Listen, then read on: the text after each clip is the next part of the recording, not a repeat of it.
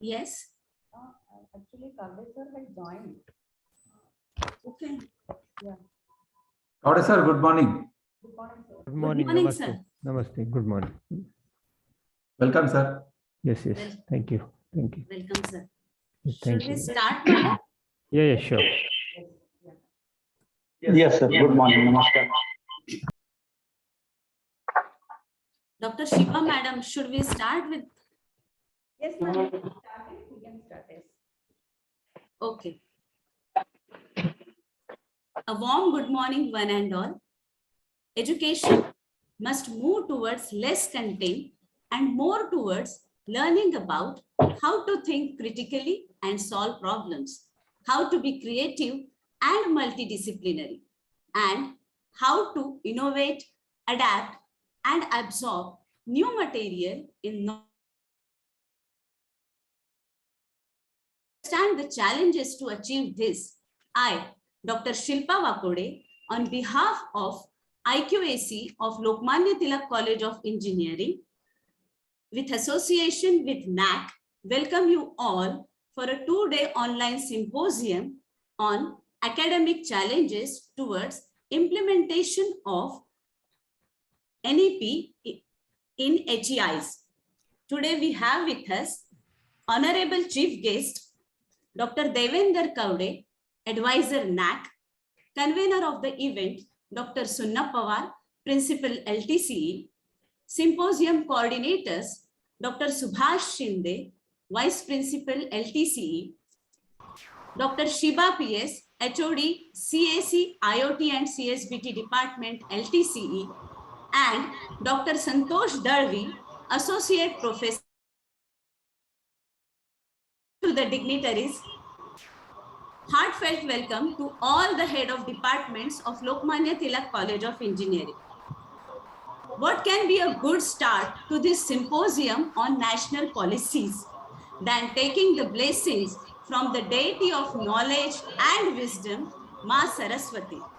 Let us pray together with Saraswati Vandana and virtual lamp lighting. Trupti madam, please play the clip.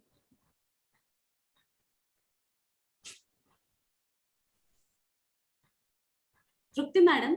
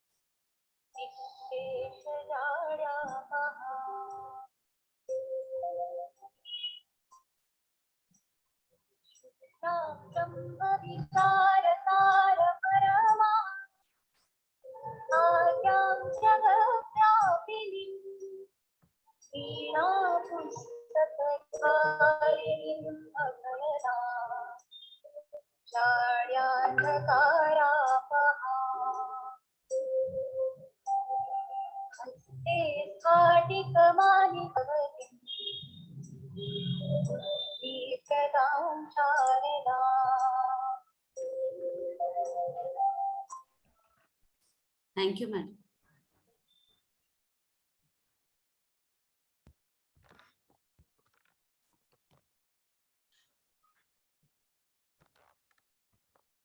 Being a part of this education system, I personally feel we need to make students to understand that education is not a problem, but an opportunity.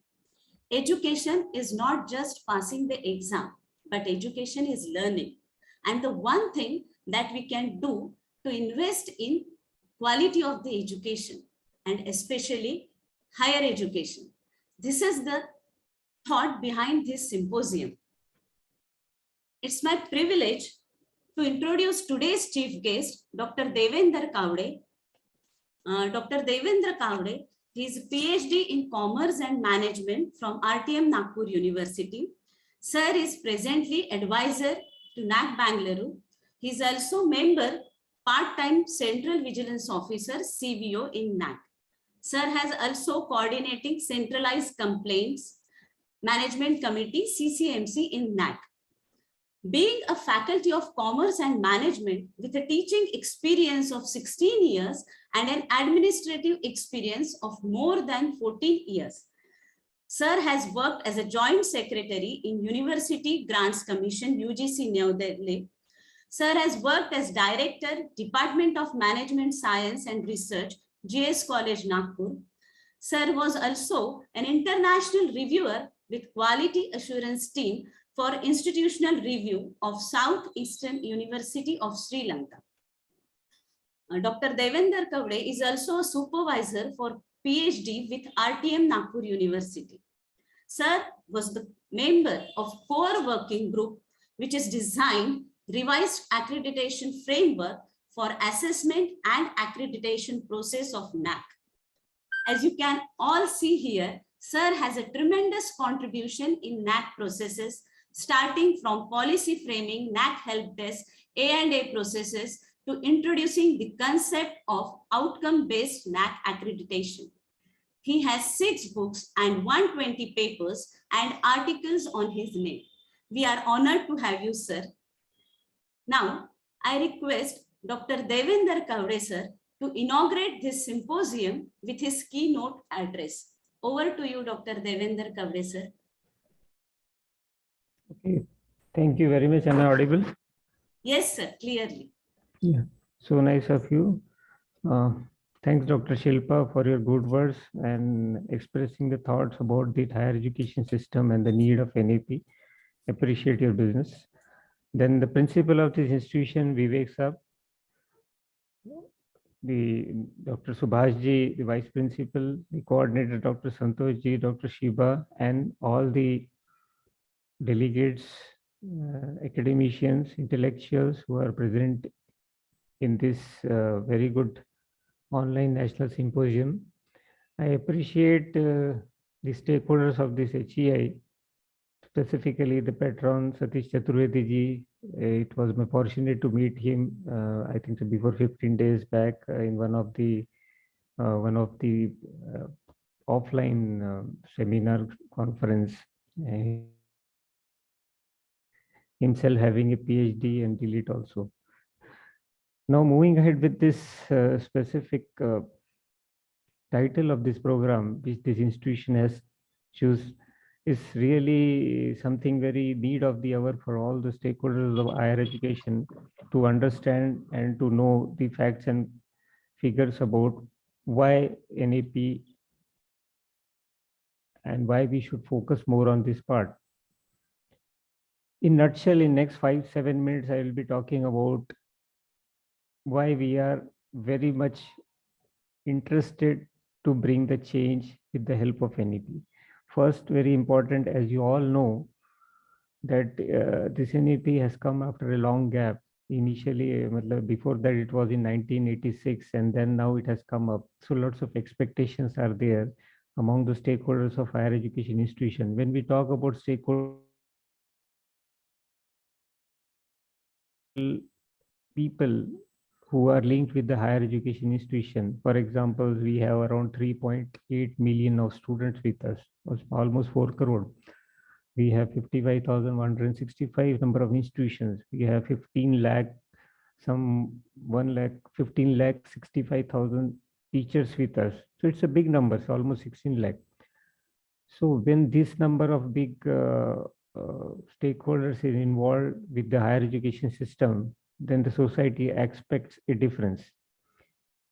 Now, the title indicates the challenge. Something by reading the title, I thought that why we are calling it as a challenge. Yes, because probably many of the things the institution might not be able to understand, or how to proceed with the things, how to proceed with the various aspects which are being indicated in NAP. That seems to be a challenge. There is an opportunity. There lies an opportunity, and here lies an opportunity with us to make a difference in this country. Why in this country? Because as our Prime Minister has stated that we will be a 5.1 trillion economy. And recently you might have read also in the newspaper that we have come with a 3.5 trillion, surpassing the United Kingdom and become the 5th largest. And our target is till 2029, we will be becoming a 3rd largest with 5.1 trillion. And in 2047, we would like to be the largest economy in the world. So this will only happen when we, the stakeholders of higher education, come together to make it possible. So lots of responsibility lies with us. With us means with teachers, and in fact the institution, the leaders of the institution, the responsibility lies with them. Let us understand 2-3 points later on. The good speakers like Sheila Rai madam and Pandeji, and there are various other speakers who will be explaining about this NAP in detail. But let me highlight some very essential points. Specifically the multidisciplinary approach which is being talked about. UGC has also recently come out with a regulation that how to proceed with the multidisciplinary, that is in the form of collaboration, in the form of merger or additional department, the institution can. A prestigious institution like this Lokmanya Tilak institution, they have lots of capability to make it possible.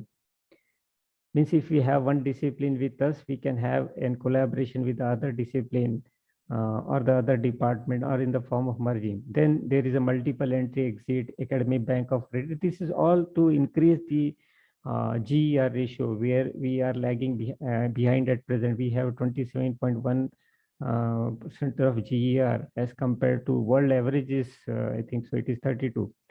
So we want to be at least 50% till 2030 as it is targeted in NEP. And then a very essential part, which I think so everybody should bat for in any case, in any circumstances, whatever the policy procedure may come up in the near future, but one thing remain constant, and that is an outcomes. Every institution has to bat for these outcomes. Even NEP also talks about this almost 38 times. This outcome word is being indicated in NEP in the form of institution outcome and education outcome. So what does this outcome mean? Outcomes can be related with your teacher's outcome, student's outcome, and institution outcome altogether. At present, probably we are only focusing majorly upon the outcome in the form of students, about their placement. But in totality, we have to think about the outcomes of the student in the form of their career, what they become in their life. So we proceed with an holistic education.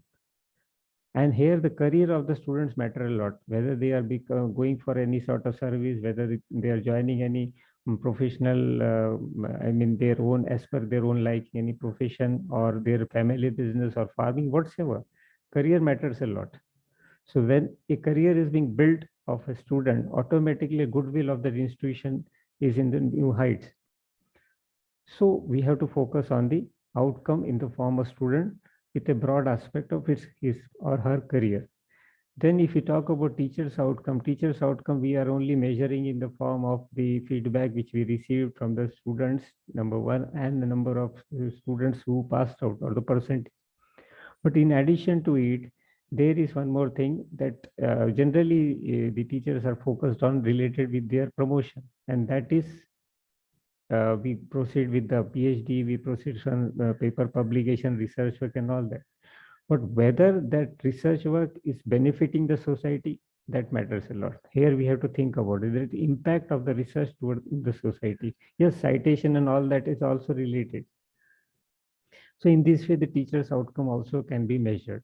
Then institution outcome, that is how, what is the contribution of the institution toward the society. So what our criteria 7 also is focused on. You know, in the future, probably it is already stated in NEP that the appraisal system will be, I think so, conglomerated in the form of students review. At present, we are focusing on students' feedback only, that is students review. Then peer review, means how you behave among your colleagues, that is peer review.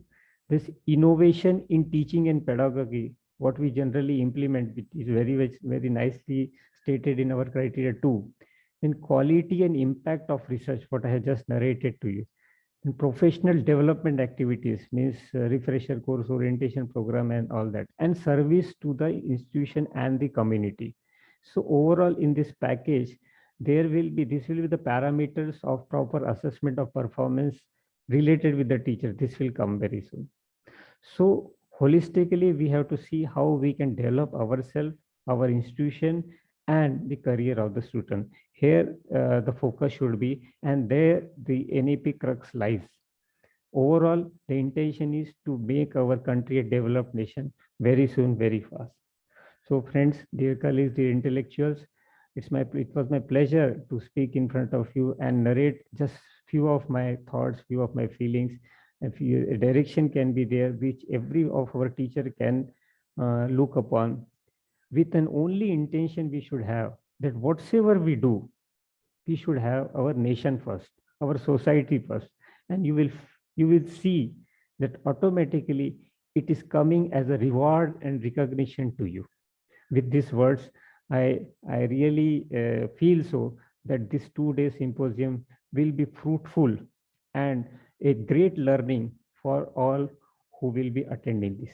Thank you very much. Thank you. Namaste. Thank you, sir. We really appreciate you for taking out time from your busy schedule and provide us with such a valuable information, sir. Thank you, sir, and we'll definitely follow your guidelines, sir. Now, I request our guiding pillar, our principal, sir, and Sunna Pawar, sir, to share his views. Over to you, principal, sir. Thank you very much, madam. The chief guest for this morning, Dr. Devendra Gaudeji, all my esteemed colleagues and the team which is working relentlessly for conduction of this particular symposium, all participants who have joined in really great number, boosting our moral for conduction of this symposium. We are really fortunate and lucky to hear to Dr. Devendra ji, his learned discourse and his insights into will go a long way. And definitely the galaxy of experts who are drawn in for this particular symposium, like Dr. Sheila Rai, Dr. Milind Pandey, Dr. Vivek Nanuti, Dr. Suhasini Arya, Dr. R.K. Mahajan. So it's my proud privilege to welcome all the esteemed speakers on my personal behalf and on behalf of our parent organization, Lokmanya Tilak Janakalyan Shikshan Sanstha, and the hosting institute, Lokmanya Tilak College of Engineering. So a warm welcome to even all the participants also. And I'm sure with this experts, unfolding the National Education Policy 2020, which has come after a long wait of 34 years. So definitely what is lying in there for, as Dr. Devendra ji said, that, we are not aware exactly what is lying there. So, and as he rightly said, that the challenges then could be converted to opportunities, and definitely it could add to our strength. So I wish this symposium grand success, and the deliberations, 2 days deliberations will be of immense benefit and help to one and all. So thank you very much. Thank you, sir, for enlightening us. We will always work towards your vision, sir. Now, I request Captain of the ship, coordinator of this symposium, our Vice Principal, sir, Dr. Subhash Shinde, to share his views. Over to you, Dr. Shinde, sir. Thank you, ma'am. Ma'am, I'm audible. Yes, sir, clear and loud. Today's chief guest, Dr. Kaude sir, Principal of Lokmanya Tilak College of Engineering, Dr. Sunapawar sir, and all the faculty members from throughout the India. Good morning and namaskar. First of all, I welcome each one of you in this 2 days workshop on the National Education Policy. First of all, I thanks the NAAC organization who has support to organize this webinar and motivate as well as given some sort of the good speaker to enlighten onto this the new education policy. Also, I thanks the management who always encourage as well as support to organize such type of the activities. As already Kaude sir as well as the Sunapawar sir clear, the basic objective of the 2 days workshop to understand the concept of the new education policy, because this new education policy comes after the 34 years. So what are the new policies are there which can support for the higher educations. Also, we can understand how we can do the better our higher educations with the NAP. At the same time, how the NAAC will be support for the new education policy. So that's also the points will be coming to the discussions. I'm sure whatever the questions will be in your mind, that questions we can raise with the speakers, and I'm 100% sure at the end of the 2 days we'll get the answers of all your queries. I congratulate all the team members who work hard for since a couple of days to make the event success. Once again, I thanks to all the participants to join this webinar. Thank you to the organizing committee for giving me chance to interact with the lovely audience. Thank you, ma'am. Over to you. Yes. Thank you, sir, for your kind words and guidance throughout. Now, I invite Coordinator Dr. Shiba PS Madam, whose determination and hard work made this event possible. Madam, I request you to guide us with the symposium content and objectives. Over to you, Dr. Shiba, Madam. Thank you, ma'am. Am I audible? Yes, Madam. Clear and loud. Okay, thank you. Respected dignitaries and dear participants, a very good morning to all of you. On behalf of IQAC of the Institute, I extend my warm welcome to all of you. So before proceeding with the sessions, I would like to brief about the agenda of the symposium. So let me share the agenda.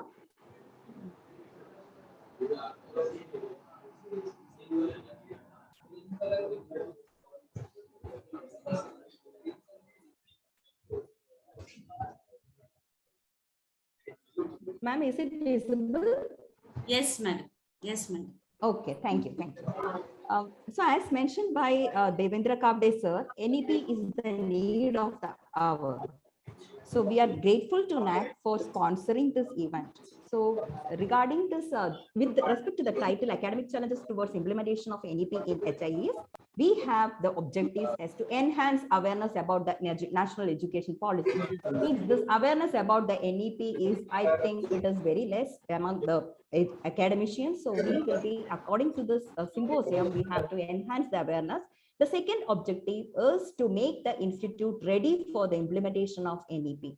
And the third objective is to improve the quality of higher education institutions. And what we expected to get from this symposium is increased awareness about the importance of NEP among faculty members and students. And we can overcome the challenges in the efficient and effective implementation of NEP.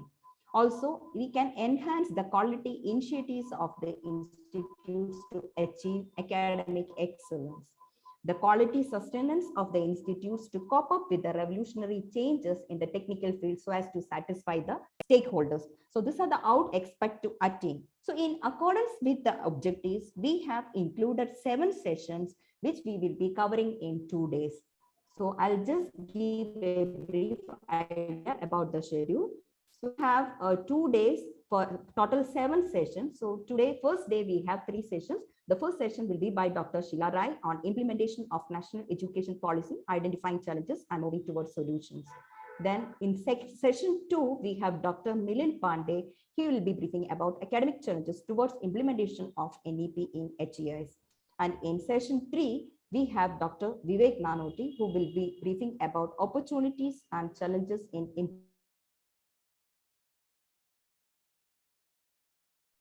Madam, you are not audible.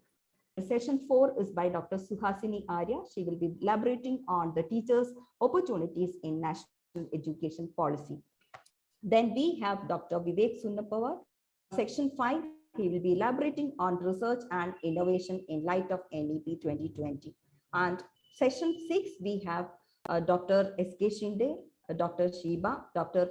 Santosh Dalvi will be elaborating on the online accreditation and assessment methodology in revised NAAC accreditation framework. And the last session is by Dr. R.K. Mahajan, who will be elaborating on new education policy 2020 challenges to implement in HEIs. And we'll be having a valedictory function at 3:30 p.m. Before winding up with the inaugural session, I would like to thank all the participants for registering for this event. We have received an overwhelming response of 380 plus registrations from all over India, out of which with more than 170 plus registrations are from outside the state of Maharashtra and few from outside the country. We sincerely hope that the participants will surely get benefited by the symposium. My best wishes to all of you. Thank you. Over to you, ma'am. Shilpa, ma'am. Yes. Thank you, madam, for all the event details. Hope it will be a grand success. Coming towards the end of inaugural ceremony, I now request the man behind this symposium, the big will, coordinator Dr. Santosh Dalvi sir, to present formal vote of thanks. Over to you, Dr. Dalvi sir. Am I audible? Yes, sir. Yes, sir. Yes. So thank you, Devendra sir. From NAAC, you are supporting us for organizing the symposium, and thank you for guiding us how to conduct the education policy and the effects of education policy on our higher academic institutions. And we are thankful to Dr. Sunnapawar sir, Principal LTCE, Dr. Subhash Shinde sir, Vice Principal LTCE, Shiba Madam, HOD, and the organizing committee members. We are thankful to all for supporting us in organizing the symposium. Thank you, Madam. Thank you very much, sir, for your kind words and support throughout. Thank you, participants, for tuning in and being patient. Our first session will start at 10:30 a.m. And as per NAAC guidelines, attendance is mandatory to generate certificate. For the same, feedback link we'll be sharing in every session that will be posted in the chat box. Okay, and the same will be considered as the attendance for the session. With due permission from the coordinators, here I declare the inaugural ceremony is over. Participants, please stay connected for the next session. Next session will be on the same Zoom link. So participants, please stay connected.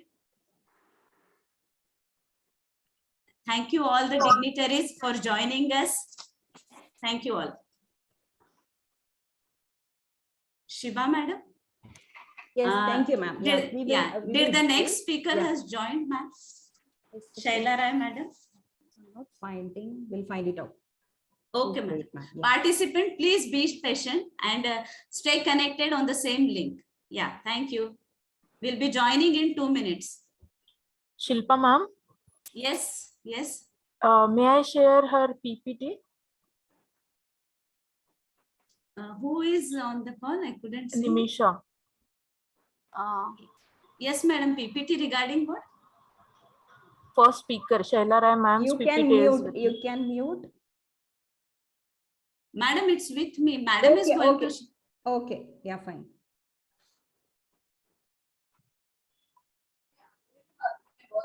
हाँ हाँ जा रही Madam. दूसरा Ma'am, lecture actually- लिया था वाला class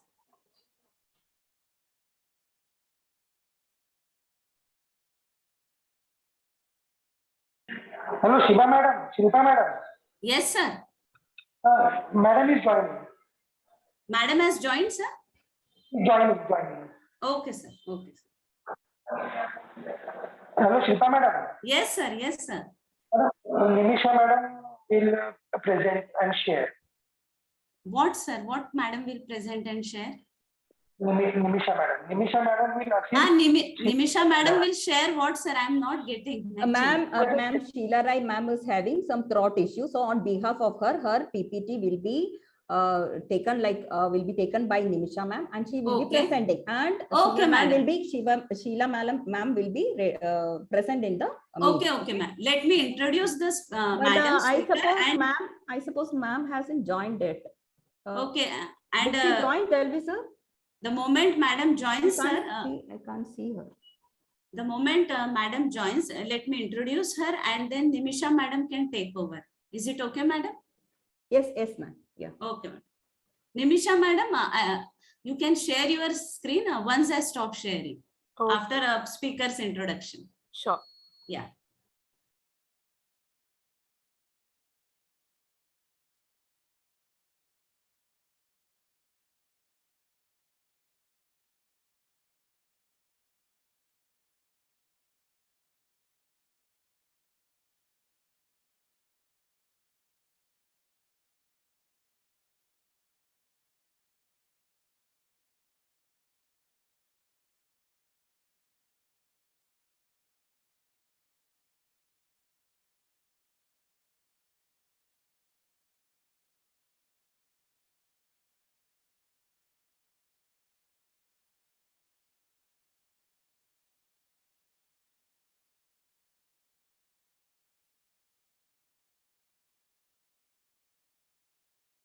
Hello, ma'am.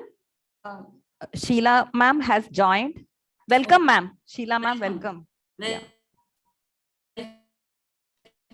Welcome, ma'am. Okay, so should we start ahead, madam? Can we start with the session, madam? Yeah, we can start. Yeah. Yes. Yes. Okay, thank you, madam. Once again, a warm welcome to all for the first session of the two-day online symposium on academic challenges towards implementation of NEP in HEIS. We have with us a superwoman and an amazing visionary, Dr. Shaila Rai madam. It's my welcome, madam. It's an honor to have you. It's my pleasure to introduce our today's eminent speaker, Dr. Shaila Rai madam. Madam is a PhD in political science. She is chairperson, India Policy Foundation, New Delhi. She is also president, Indian Society of Gandhian Studies, General Secretary for Rajasthan Political Science Association. Madam is having more than 30 years of teaching experience for postgraduate and undergraduate classes. She was the principal in St. Xavier's College, Jaipur. She was also professor, Department of Political Science at University of Rajasthan till 2018. She was convener for Board of Studies for Social Science, Specific General Courses, Rajasthan ILD Skills, University, Risu, Jaipur. Madam is also a member for governing body of Institute of Developing Studies, IDS, Jaipur. She is a member of Board of Studies of Department of Internal Affairs and Security Studies, Center for Peace and Conflict Studies, Sardar University of Police, Security Criminal Justice, Jaipur. Madam is being editor for many of the journals. Even she was the nodal officer for the Smart Village Committee in University of Rajasthan. Madam has guided 36 PhDs and MPhil and MA dissertations were more than 95. She has published her international and national conference for 13 international and 28 national conferences. Madam has served as faculty for foreign universities as well. Madam, it's an honor to have you. Now I request Nimisha Madam to go ahead with the presentation of Dr. Shaila Rai. Over to you, Nimisha Shirbhate ma'am. Thank you, ma'am. Thank you, Beta. Nimisha, I wonder if I'll be able to speak, but I'll try my best. If you just show the presentation, maybe here and there. Yes. Is it visible? Yes. Yes, Yes. ma'am. Yes. Yes.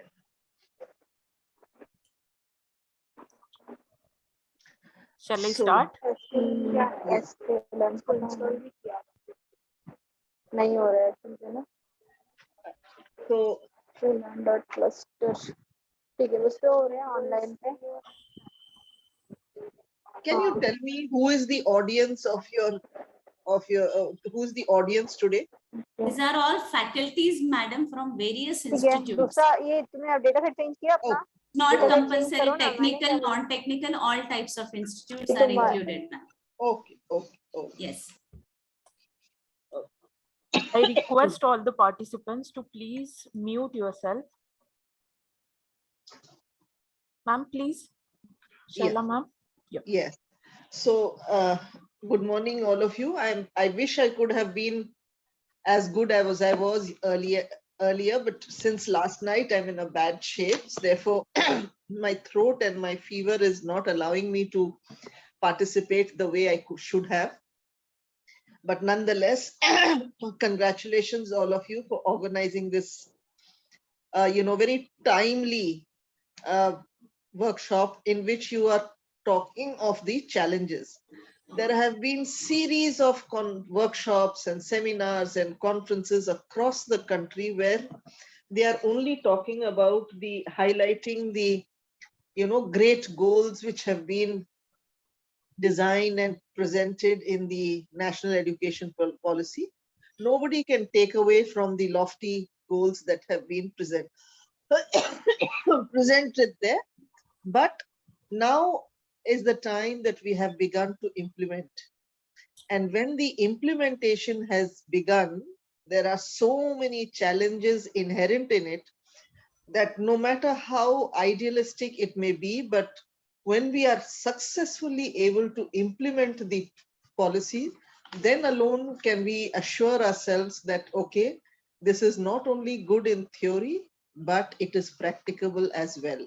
So on this note, let us begin and go on to the next slide, please.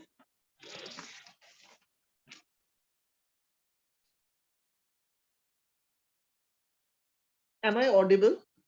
Yes, madam. Nimisha, madam, please share Yes, the yes. next slide. Yes, I'm sharing, but it is not happening.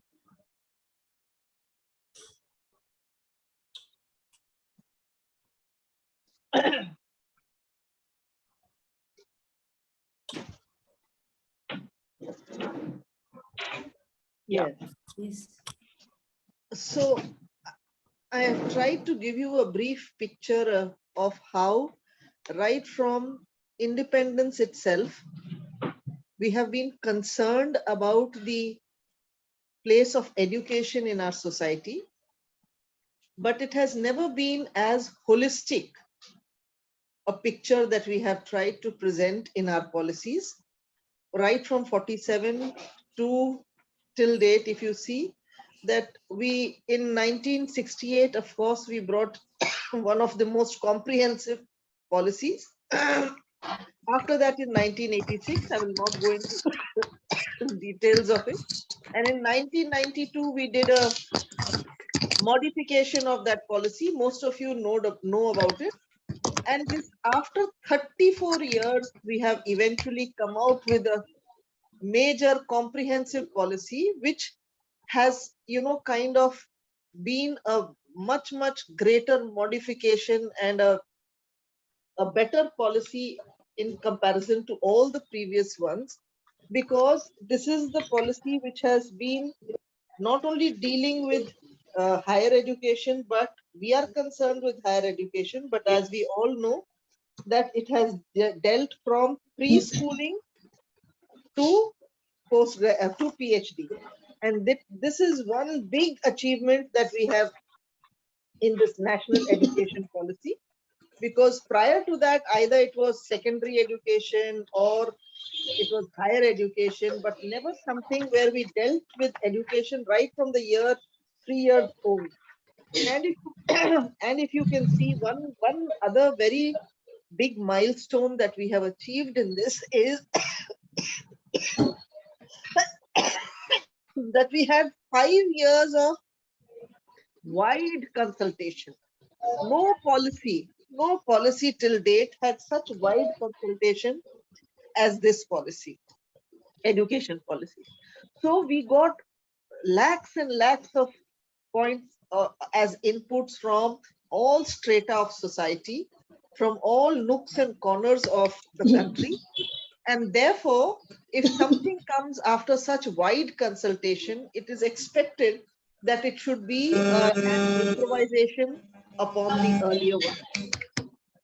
So from preschool to PhD, we have covered the entire gamut of affairs related to education. And this has been the widest and most holistic ever in comparison to the earlier ones. Yes, please. Next slide. Next slide.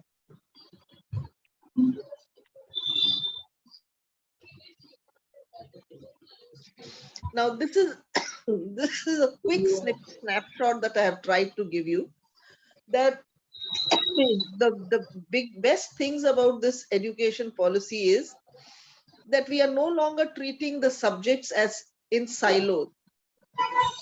We have adopted a multidisciplinary approach, and this multidisciplinary approach is actually the approach of our Indian tradition. We have we deal with life as a composite whole, as a holistic whole, and that is why even in our ancient texts, if you see, if it is politics, it is economics, it is history, it is anthropology, we cover all the different sections of society, whether they are the Adivasis or anybody, and similar subjects, whether it is astronomy, whether it is philosophy, whether it is science, whether it is mathematics, all of that used to be covered together.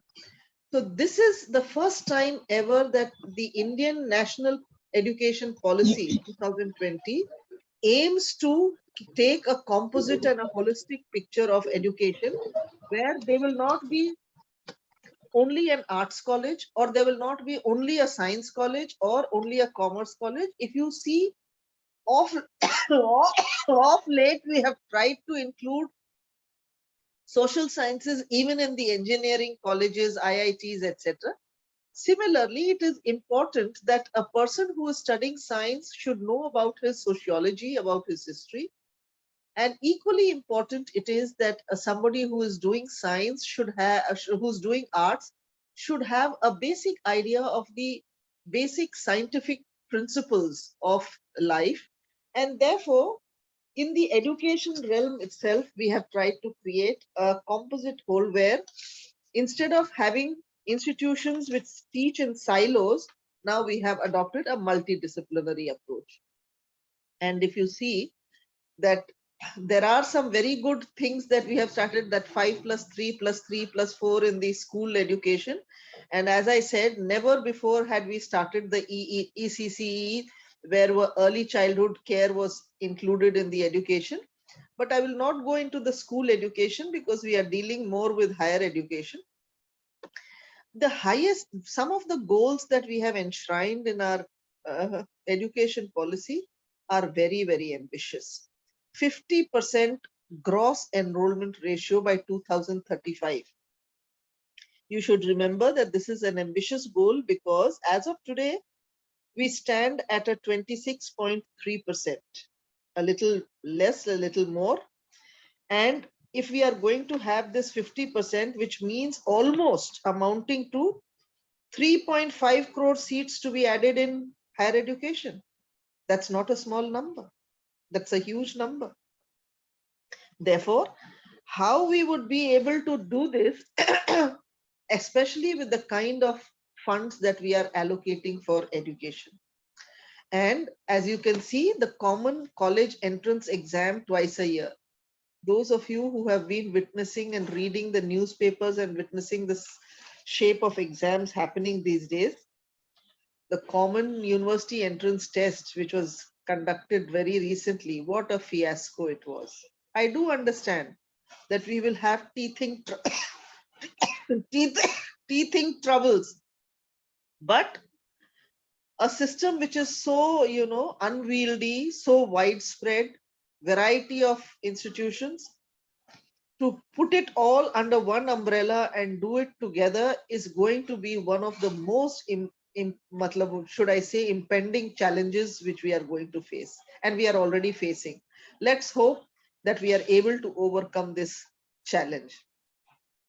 They have also proposed, just go back to that slide once. They have also proposed mother tongue as a medium of instruction. That's a very good ideal. Till the 5th standard, I can understand, 6th standard, 7th. But as you can see, if you will see from the past experience, I come from the state of Rajasthan. There are many schools and colleges which began teaching, which teach in Hindi.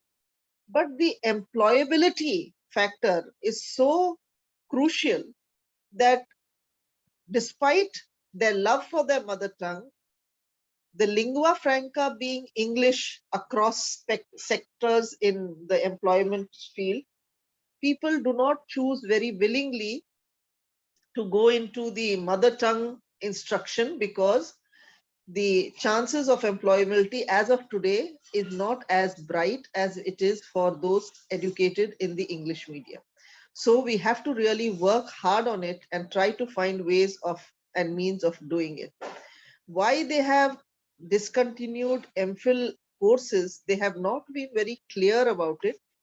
But yes, I do understand there is a bit of repetition for MPhil and PhD.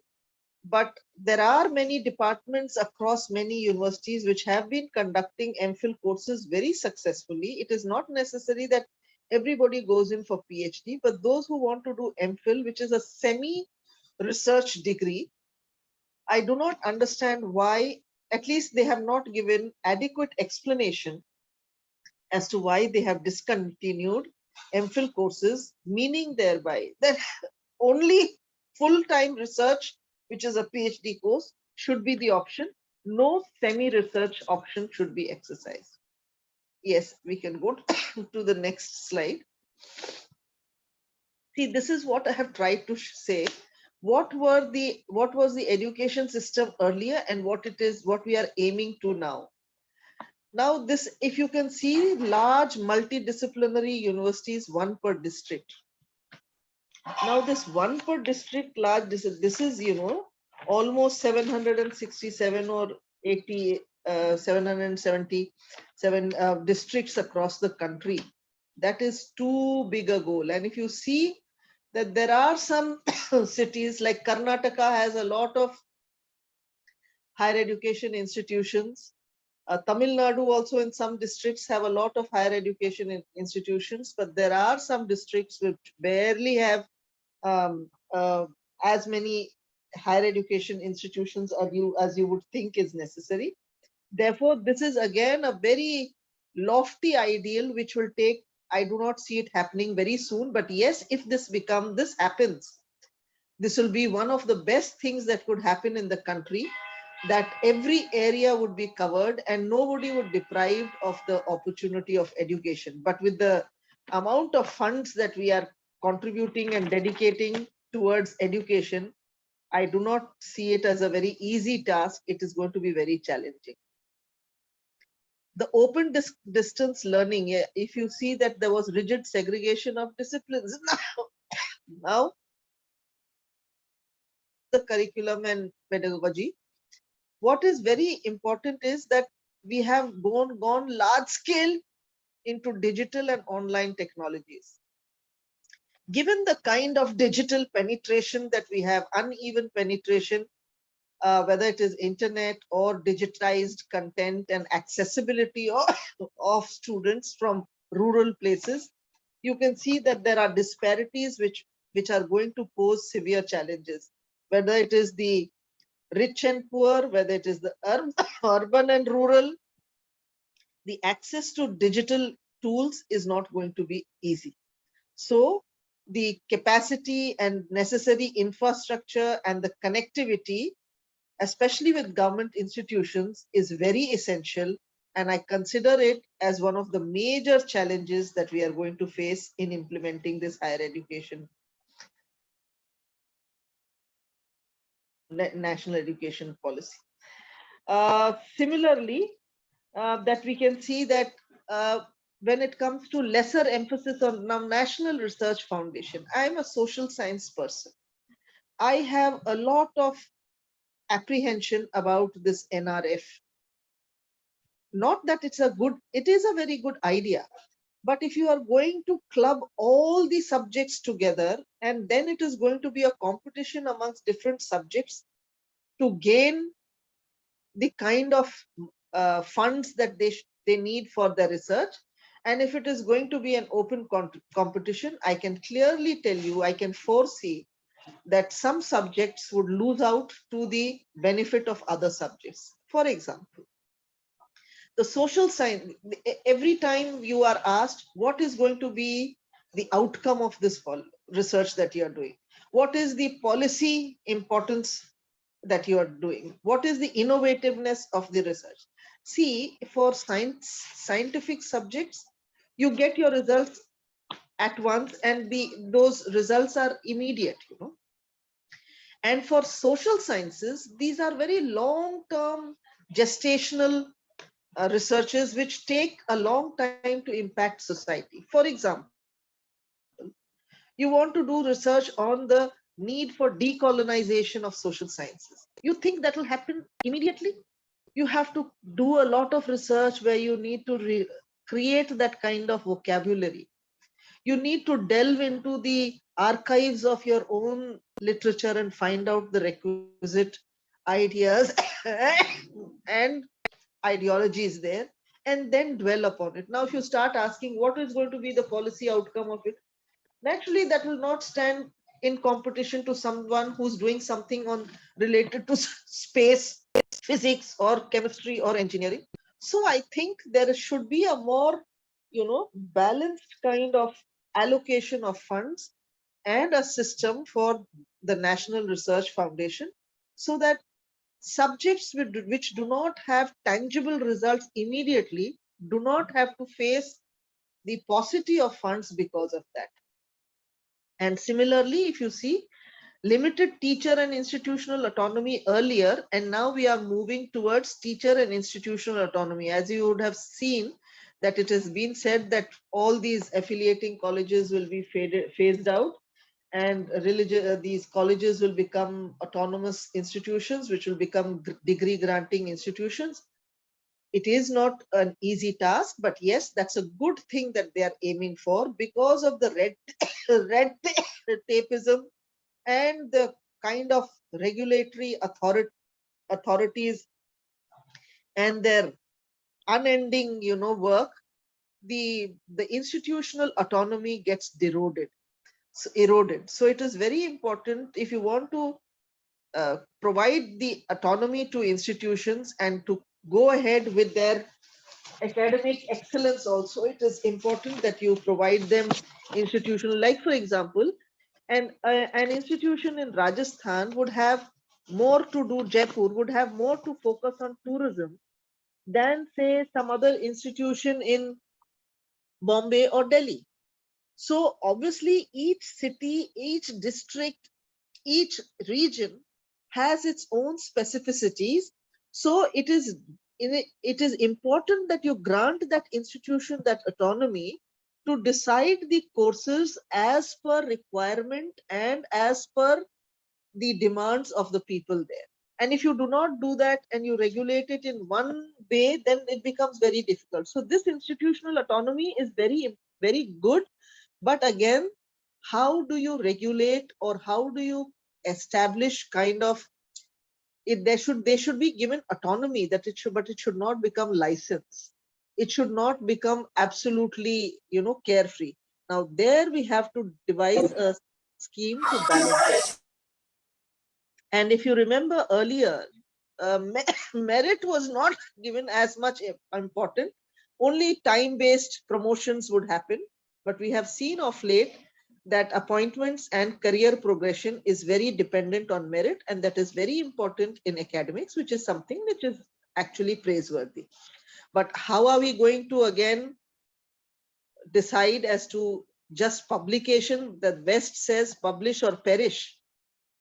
Is that adequate enough? I know I have been principal also, I have been director, and I have served in many administrative positions. Many of you would agree that just for the sake of publication, people manage to get their papers published and fulfill that documentary requirement. But when it comes to actually gaining knowledge about that subject or being well versed in it, I have my doubts whether each one actually professes that much of in-depth knowledge of the papers which have become mandatory for them to publish, and therefore whether they know the subject or not, they fulfill that criteria so that they are not deprived of promotion. Now we have to work out something more workable there, which actually translates into that person gaining adequate amount of knowledge in that subject, not merely just publishing. And suboptimal governance earlier, now you can see that light but tight, that they said one higher education institution, but you know that there would be the NAAC and there would be other institutions also where we have regulatory authorities underneath that. When we come to the next slide, we will see that, then I will explain that later on. And the grading standards, we are now devising independent boards. And as I said, we are doing a single common entrance test, but that common entrance test, we have not been very successful so far. Maybe by the next year or two, we will be able to succeed better and will be able to get over the initial hiccups and problems that we are facing. Next slide, please. Now, these are very, very ambitious, and I dare to call them audacious goals. As you saw that, I've tried to give you a little idea also. 35% of colleges run only on one single program. And as you know, your engineering college, I know of many engineering colleges in Rajasthan, all of a sudden there was such a mushrooming of colleges that only on the basis of IT, they were running an entire college. The other branches were insignificant. Similarly, you will see the MBA courses, only that is running there, nothing else beyond that. Now this multidisciplinary institutions, if we are going to establish by 2030, that means these 35% colleges will have to be done away with, or they will have to be transformed, which is again a very major challenge. And as I said, that every higher district should have one higher education institution. 32% colleges in just 50 districts. Can you imagine? And college density per lakh eligible population varies from 7 in Bihar to 53 in Karnataka. Bihar has very sparse, very few colleges vis-a-vis Karnataka, Tamil Nadu, etc. So how are we going to create an equilibrium of all this, and how we are going to create some kind of, should I say, parity between the institutions is going to be another big challenge. The gross enrollment ratio in higher and vocational education, 50% by 2035. Now, 26.3% in 2019, and we are going to achieve, we want to achieve 50% gross enrollment ratio. That means it literally comes down to opening one university every week. Is that possible? Such a short time goal. But of course, if you don't aim for the sky, you will not reach the roof. I do understand that. But it doesn't seem to be a very realistic goal. If we are wanting to do that, then it would mean that we have to open one university every week. And when you read in the newspapers, etc., what kind of powers and what kind of should I say, behind the scene activities are happening in starting new universities. It's becoming more of commercialization than it is imbued with the philosophy of actually imparting education. It's more about seeking good profits rather than doing something, providing a social service. And each HEI class cluster to have 3,000 plus students by 2040. There are only 4% institutions with 3,000 plus strength. So you can imagine what an audacious goal this is. And there are single stream HEIs to be phased out over time. As I said earlier, 34.8% colleges which run only single program. That means either they transform into multidisciplinary institutions or they have to be done away with. Now, this is again a very, very major challenge. And the National Testing Agency, I do not know how it is going to deal with it. I'm not going to say anything about that. I've said enough. The last point is something which gives me a lot of concern. Top-rated foreign universities facilitated to operate it. See, I am associated with Rashtriya Samaj Vigyan Parishad. I'm the General Secretary. And our main endeavor in that association is to decolonize social sciences. It is so tragic and unfortunate that despite 70 years of independence, we have not been able to decolonize our education system. And more so, I can vouch for my social sciences subjects. And we are guided only by what the Westerners tell us. And I can understand when we were colonized, they revamped our entire education system, but we had an opportunity when we gained independence that we go back to our institution education. Nalanda, Takshila, these were universities that we are still proud of. And instead of that, we adopted things which are whatever they teach and they give us those theories, we try to comprehend them. Those theories do not apply well to our society. Our society has a different culture. We have a different system. Yet we are all the time engaged in understanding that. And because of that, we have no independent thinking. We are so colonized in our approach, so alienated towards our own motherland, not very proud of our own culture. What is important is that we have an education which helps you to understand your own society, to improve your own society and yourself, and to preach, also to give to the world some very universal principles of yours, which can help humanity at large. So this top-rated foreign university is being facilitated to operate in India. Mind you, dear friends, I do not see very top-rated universities, Cambridge, London, Oxford, and Harvard coming and opening campus in your country. No, they are not interested in that. The fly-by-night institutions will come here. As it is, you are struggling with decolonization. And now if you are opening the doors to recolonize again, then that spells a lot of danger. Yes, it is a global world. We should be ready to compete with them. But it is not necessary that we should be very, very wary when we give them space to start also. We should be very mindful of the courses that they want to teach us, the imperatives of their purpose of coming to teach us. That also needs to be very, very kept in mind, because these things will again land you in a stranglehold of colonization, which you have not been able to extricate yourself from as of now.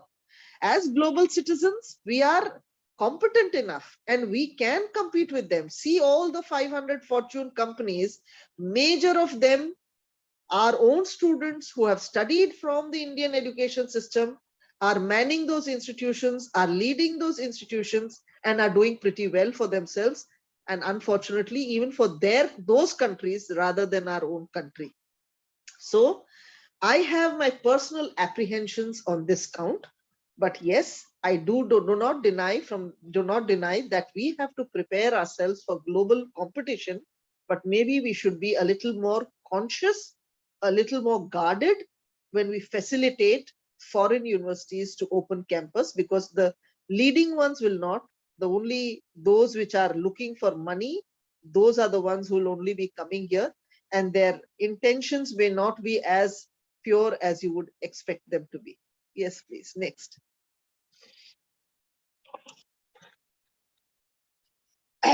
As you know, now we have to discuss a few things. Are we financially ready to implement the national education policy?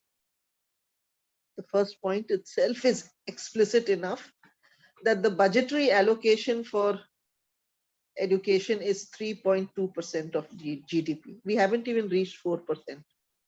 And now we were aiming for 6%. Remember, dear friends, that even the Kothari Commission had said that we had laid down this lofty ideal of 6%. We haven't done that. And more so, with the pandemic, we are facing such financial crunches, such financial deficits in so many areas, that trying to allocate a major chunk of your fund for education and increase that fund, I do not see very bright hopes of that. So this is one financial aspect that we have to understand. Unless and until we are able to allocate the requisite amount, we will not be able to make much headway. Now, while talking about research, the total investment in research and innovation in India declined from 0.84% in 2008 to 0.6%. Do you know, dear friends, that per 1 lakh population in India, we have 15 researchers. If you want to have a rough picture of it, and you know what it is in China? They are 111 per lakh. Can you see the discrepancy? Can you see the gap between numbers? So unless and until we spend on research, we promote innovation, how do you think we are going to develop further? Therefore, the financial readiness that we should have for it is not adequate enough. And the timing of the policy actually is also something which is a big challenge. As I mentioned, that the economy has been battered by COVID-19, and the government and budgetary priorities obviously would be focused on healthcare and economic recovery. None of us can forget those scenes of how our worker brothers were returning in such destitute conditions and in such a heartrending situation, and how poverty had struck again when we were almost doing much better than before. Now again, allocating our budget for education rather than healthcare, where people lost their lives in the pandemic due to inadequate healthcare. So after all, with your limited funds, you have to understand and you have to prioritize as to where you are going to spend. So it is a very, very difficult situation. So had it been maybe a couple of years later that we had implemented this policy, or maybe a couple of years earlier than now, maybe the implementation would not have been so challenged as it is as of today. And again, a role of the private players. As you know, 70% of higher education institutions are run by private sector. It is understandable that without the private sector, we cannot allocate, we cannot devote, or we cannot fund our education system the way we want to. But then the fear of commercialization looms very large. And we have to be very, very careful about that this privatization is, or should I say, this market-based education of demand and following the principle of demand and supply, is it going to be a credible way of doing it? Is it going to be a fruitful way of doing it? Yes, we have to have requisite regulatory mechanisms in place where it doesn't become too commercialized, but we must understand without the intervention of private players, the higher education institutions will not be able to function the way they should. But again, the inherent challenge is that, can you imagine a government institution competing with a private institution? The kind of computer labs they have, the kind of research equipment and access they have, the kind of infrastructure excellence they can procure. Can a government institution do that? And therefore, the gap between the students would increase. I do not know how we are going to overcome this challenge, but yes, by and by, we have to learn to regulate them and also request the private institutions to do a little hand holding of the college institution, government colleges, and the government colleges should also be willing to, to cooperate with the private institutions in teaching, in giving them, sharing with them the good practices that they have. Maybe this kind of system could work, but yes, the quintessential role and participation of private players, when on one side where it can help us financially, on the other side, the possibility of the hiatus between the rich and the poor, the good and the bad, the urban and the rural would increase, and that doesn't spell well for our education system. So we have to have certain regulatory mechanisms and a well-balanced system where most of the institutions are more equal. Yes. Next, please. Government. Now, are we institutionally ready?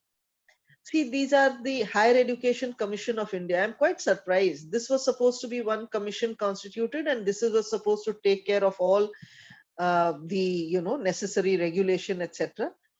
But surprisingly, the UGC is still continuing the way it was, or even more aggressively. And what is more important is that, and of concern is that these 4 institutions that I have mentioned here, all these 4 verticals, they do not have exact earmarked, should I say, the earmarked role and their territory, and therefore the fear of overlapping, and what I say, the clash of titans, there I can foresee a lot of clash happening unless and until we demarcate their authority, their role, and their should I say, not only authority and role, but also their method of functioning. Unless and until we are able to demarcate properly, the scope of them clashing with each other and institutions suffering because of that is going to be very, very great. So we have to be very careful about that. Similarly, are the institutions, we are talking of going full as completely as possible onto digitization, but are we competent enough? Are our teachers well versed in it? How are we going to train our teachers? It is very necessary. Just see, straight away launching this program is not important. We have to promote the digital competence of our faculty. We have to provide requisite digital infrastructure and resources. The online assessment is very good, but what about those who do not have as much access to, how many children from the poorer section, they do not even have, each one does not even have a phone. If you remember, during the pandemic, the children could not attend classes because the family had one mobile and the father or the mother would take away the mobile and go, where does the child study then? See, those coming from the affluent class is a different ball game. But those coming from different backgrounds, you know, a poorer background, it is going to be a challenge for them. So we have to see as to how we are going to manage that. And until and unless we are able to do that, it's going to be a major hurdle for us. Similarly, as I said, you have to bridge the digital divide, because there is too much of a divide as of now. The villages, the rural sector is not as, the penetration there is not as good as it is in the urban sector. And the online courses and digital space and the types of courses that we are beginning, it's a good supplement of face-to-face education, but it cannot be a complete substitute of personal education. We have to keep this in mind. So how we are going to, you know, create a balance between the two is important, because that is very necessary, that we train our faculty to handle technology as well as they can, to be able to, you know, teach through the online mode, and also to get accustomed to the hybrid mode of teaching. That is also very necessary, because I can tell you for myself that I feel very technically challenged, because during our times we did not have this. Getting this, preparing this PPT itself becomes a challenge, where I have to seek the help of the younger generation. Sometimes I write down those points and tell them that this is what I want, and that is, so you can understand somebody of my age who is facing this challenge, those in the villages and the other rural sector who do not have access to this kind of, they also, this kind of online material and technology, they would also face that. So we have to go into large scale training to actually equip them well. And regarding translation of content into local language, yes, we are planning to have a translation center and that facility and all that. How that is going to really work, I do not know. Believe me, I have seen that there are courses which are translated, but some of them actually lose the, like we say, they lose the plot when it comes to being translated. So that is again some very great acumen that we have to acquire if we really want to do justice to the material, to the course. Yes, next please. Political readiness. I'm a political science student, so how can I forget that the states like Tamil Nadu are already challenging it, that 42nd amendment. It was in the 42nd amendment that education which was in the state list was brought into the concurrent list. And when it is brought into the concurrent list, it's obvious that the central powers shall prevail. And so this national education policy which has been created, you cannot override the fact that the politics of the country is such that, if not for any other reason, only for political opposition, those states where you have parties which are in opposition controlling that particular state, they are not very willing to implement something which has been drafted by the center, or which you could say that has a greater role of the center there. So you know how the Tamil Nadu government has also said that we will not only implement it, but they are also saying that this uniform policy is in some way interfering with our state autonomy, and we are also challenging the very 42nd amendment where it was brought into the concurrent list. So are we in a stage of political readiness? Are even the states like Chhattisgarh, Jharkhand, Bihar, are they fully prepared, whether it is finance or political readiness, or for that matter, institutional readiness? Are they ready to do that? And you would understand that large success of this NEP was dependent on the cooperation between the center and states. And when we are not seeing that happening very easily, there are some states which are BJP ruled, they are more than eager to implement the policy. But there are other states which are opposition party led, which are not at all eager to, as I told you, they're even challenging the very national education policy. And within the education ministries also, there are, inadequate bodies. There are regulatory bodies, but they are so inadequate that the transformation which we are envisaging in the NEP is so huge that I doubt that the regulatory bodies within the states are capable of actually implementing that. Therefore, this is again one aspect which every state has to cater to and has to strengthen its capacity to transform this policy into action, translate it into reality.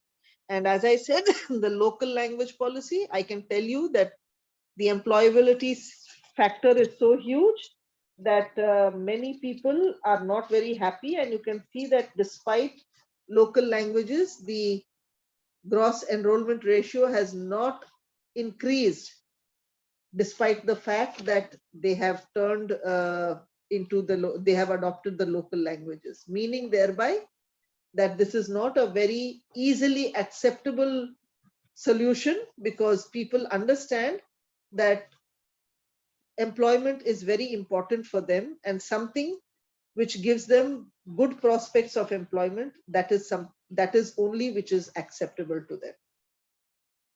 Yes. So, this is a very ambitious policy with small goals, as I told you. The intent is very good. The intention is very strong. It is good for the improving the overall education in the country. As I said, if you recall, we had the academic bank of credits, multiple entry and multiple exit. These are excellent ways of doing it. But again, academic bank of credits, say there is a paper on income tax. Now the income tax student has studied a course last year. After 2 years, he went away somewhere else and he's doing something else. Now he wants to continue his academics.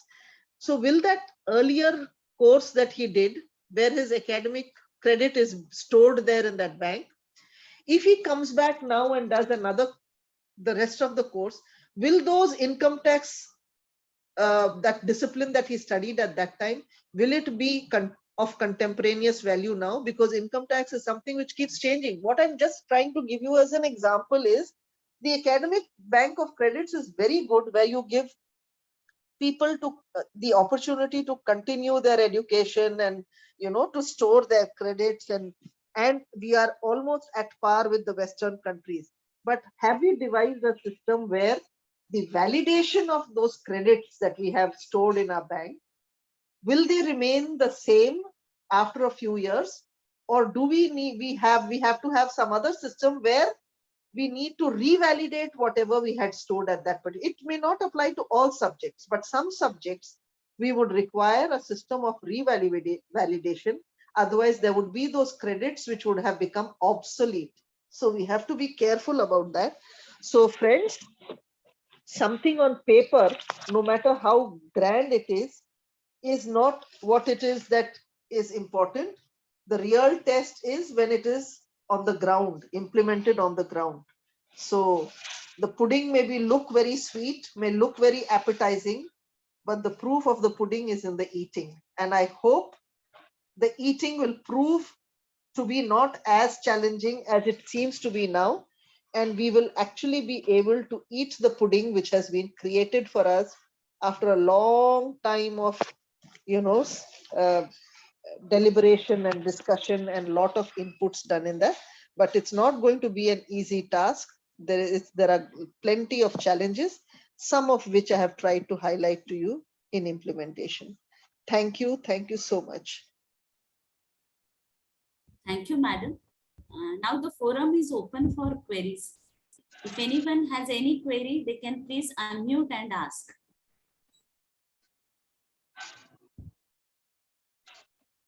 I guess someone has posted a query in the chat box, ma'am. Can you read it out, please? Yes, just a moment. Actually, it's gone up. Just a minute. Some ABC account to open to each college is compulsory.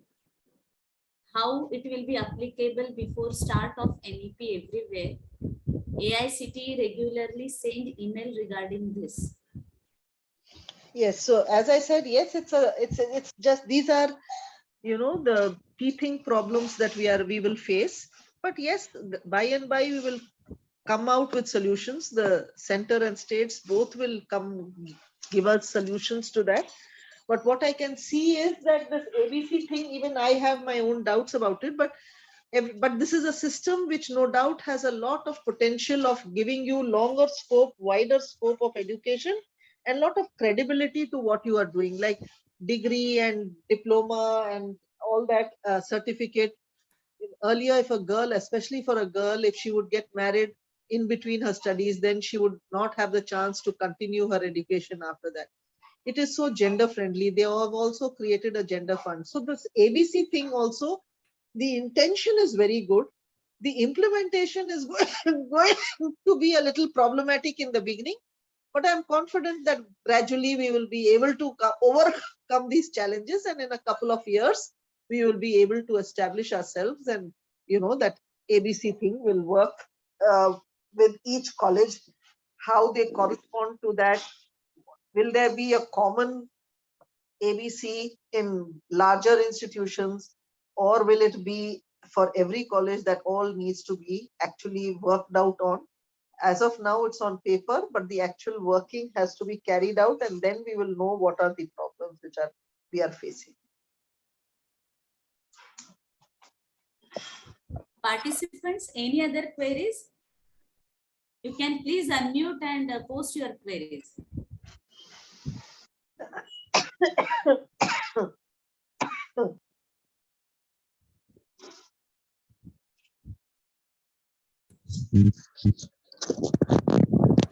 Not necessarily a query. Thank you very much, Shilpa ma'am, for having this session despite your critical health situation. We all pray that you get soon better, ma'am. Thank you, ma'am. Thank you very much. Thank you so much. Thank you. I'm sorry. Thank you. I couldn't do full justice, but I tried my best because all of a sudden fell ill yesterday. But I'm glad that we could at least do this much. Thank you so much. Ma'am, you did fantastic, ma'am. Can I call it a day now? Yeah, sure, ma'am. Yes, Thank you. thank you, madam. Thank you, madam, for your Thank you. valuable guidance and key points on implementation of NEP 2020, ma'am. We really appreciate your commitment, ma'am, that even though you were not well, still you joined and enlightened us. Thank you very much, madam. And really, we would like to hear you more in future. Thank you. so much. Thanks. Yeah, thanks a lot, madam. Thank you for joining us, ma'am. I have posted the feedback link in the chat box. All of you participants are requested to please fill that feedback form for this session and submit it as early as possible. And our next session, it will be starting at sharp 1 p.m. So request to all the participants to join the session 10 minutes prior. Okay, so we are expecting you all at 12:50 p.m. on the same Zoom link. The same Zoom link will be using it for all the sessions. Okay, so hope all the points are clear to all participants. If no other query, we can stop here